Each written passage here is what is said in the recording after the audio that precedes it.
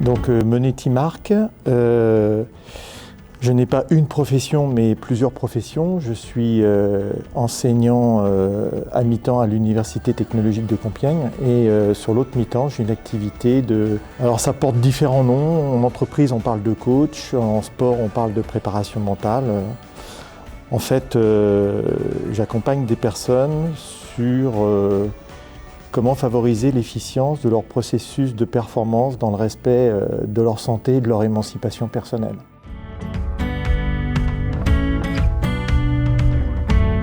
Alors je suis ici parce que Julien Sastre m'a demandé d'intégrer le staff de l'équipe de France en 2016 de mémoire. Et mon rôle, ça va être d'accompagner lorsque des athlètes en émettent le désir, d'accompagner les athlètes sur le travail des habiletés mentales qui sont convoquées par la performance.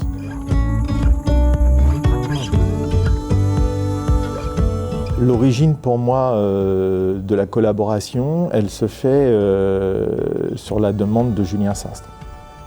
Quand il prend son poste, il travaille en fait à modéliser la performance et la haute performance en BMX.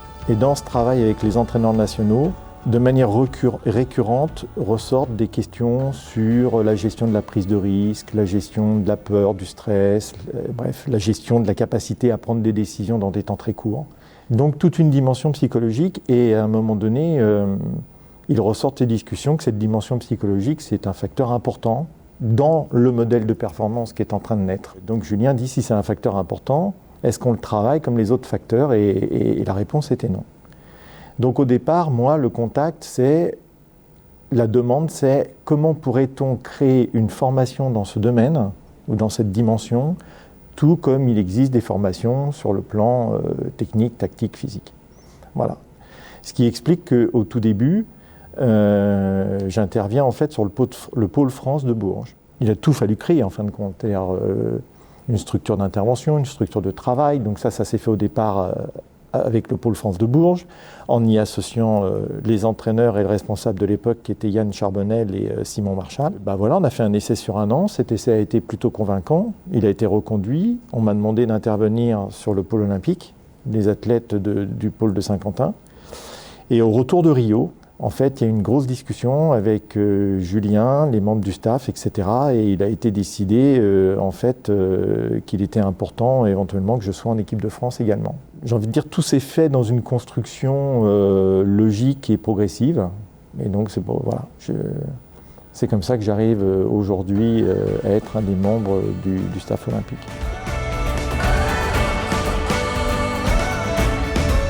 Être prêt techniquement, être prêt physiquement, être prêt tactiquement, c'est indispensable. C'est nécessaire mais pas toujours suffisant. Il vient d'y avoir les championnats d'Europe de foot. Si on parle que de la finale, il y a 10 tirs au but et sur 10 tirs au but, il y en a 4 ou 5 de loupés. Il faut savoir que ces athlètes-là, à l'entraînement, tu leur demandes de mettre le ballon dans le rectangle en haut à gauche, ils te le mettent, quoi. Il y a un moment donné où l'oppression qui peut être ressentie par l'athlète quand il doit faire face à une épreuve ou à un moment particulier peut générer de l'anxiété d'état ou du stress. Et ce stress, il va à la fois engendrer certaines émotions comme la peur. Il peut aussi, il va aussi impacter le corps sous forme de crispation musculaire, etc. Ce qui va dégrader la technique, ce qui peut aussi dégrader quelque part les capacités physiques. Et puis ça va aussi crisper le mental, donc ça va enlever de l'agilité à traiter de l'information, etc. Si on se réfère à cet événement sportif, on s'aperçoit qu'il est indispensable d'être prêt physiquement, techniquement et tactiquement, mais c'est pas suffisant. Il y a aussi, on va dire, des habiletés mentales qu'il s'agit de savoir réguler. Mon travail est structuré autour de plusieurs types d'interventions. D'un côté, il y a du travail qui se fait plus sous forme d'entretien. On a des athlètes qui sont des experts. Enfin, moi, en tout cas, je pars du principe qu'il n'y a pas de meilleure solution que celle qui est trouvée par l'athlète lui-même. Donc ça demande parfois d'avoir des entretiens qui sont basés en fait sur l'écoute active, du questionnement, Ça permet généralement aux athlètes qui évoquent une question à travailler de la voir différemment, et en la voyant différemment, souvent par eux-mêmes ils trouvent des solutions, et ensuite il s'agit d'accompagner ces solutions à être mises en œuvre effectivement. Voilà. Donc là, ça peut faire, par exemple, suivant les questions travaillées, ça peut faire l'objet d'un deuxième type de séance, ça va être un travail sur la piste. On peut avoir, dans certains cas, des séances qui vont être co-animées avec l'entraîneur, mais chacun dans le respect de son rôle, bien entendu. Voilà. Et surtout, ce qui est important, c'est que l'athlète en ait une vision très claire de cette affaire. Et la dernière chose, c'est non pas un travail d'accompagnement, de questionnement, mais plus un travail entre guillemets psycho-éducatif où par moment on peut enseigner des techniques, des outils. C'est des outils qui sont largement connus, c'est des techniques de fixation d'objectifs, travail sur des capacités d'imagerie mentale, bref. Et donc là, pour le coup, j'ai envie de dire, ça peut donner lieu à des séances un peu techniques, avec un travail, des entraînements, tout comme un travail technique. Et ça peut donc aussi, ça, faire l'objet de séances sur des mises en œuvre concrètes, pratiques sur le terrain.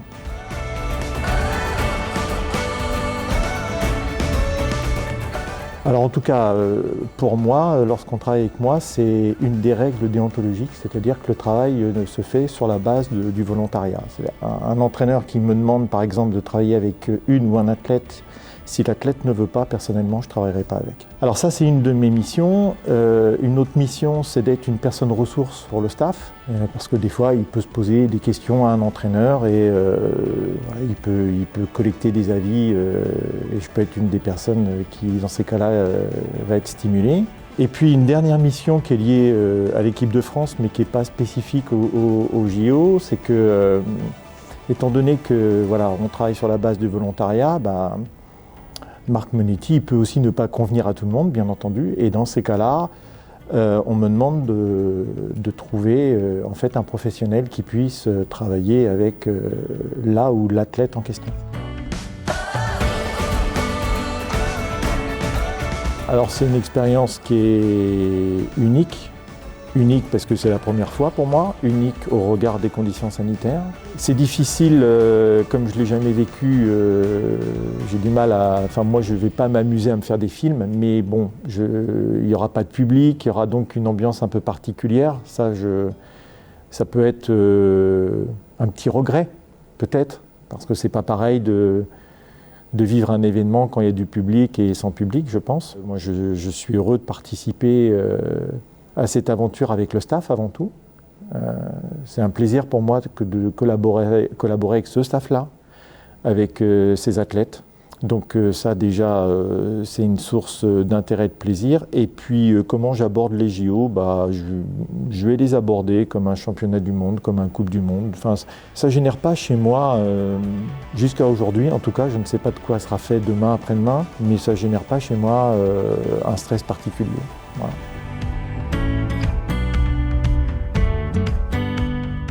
Je sens les athlètes sereins,